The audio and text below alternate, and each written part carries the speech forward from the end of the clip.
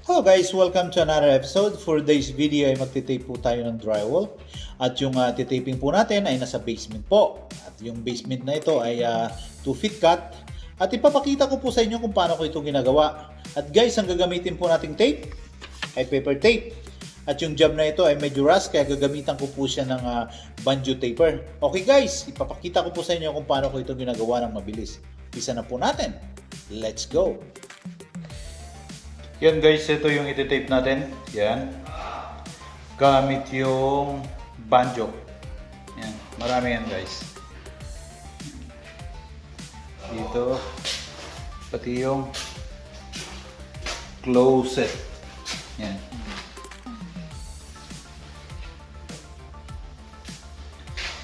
Okay guys, umpisa na natin. Let's go. Yan itong gagamitin natin guys. Banjo taper. Yan. Bali, ito yung bad natin. Ilalagay na natin yan. Yan po itsura nyo yung gagamitin natin pang tape.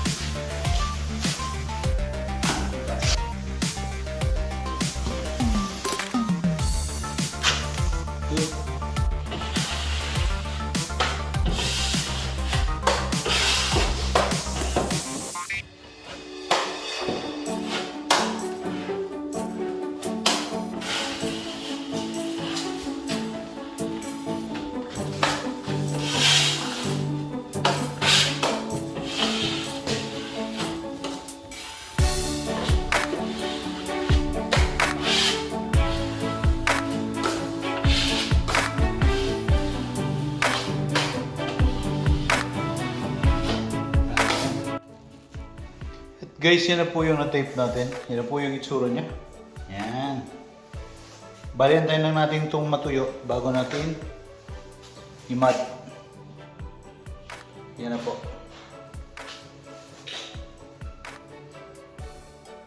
Yan. Yan na po guys. Tapos na po yung tinaping natin. Tuyo na po siya at imamad na natin bukas yan. At hanggang dito na lang po yung video natin at maraming salamat po sa panonood at kung bago ka pa lang po sa channel na ito, please do subscribe, like and share at pakita rin po yung notification bell para updated po ka sa mga videos na i-upload.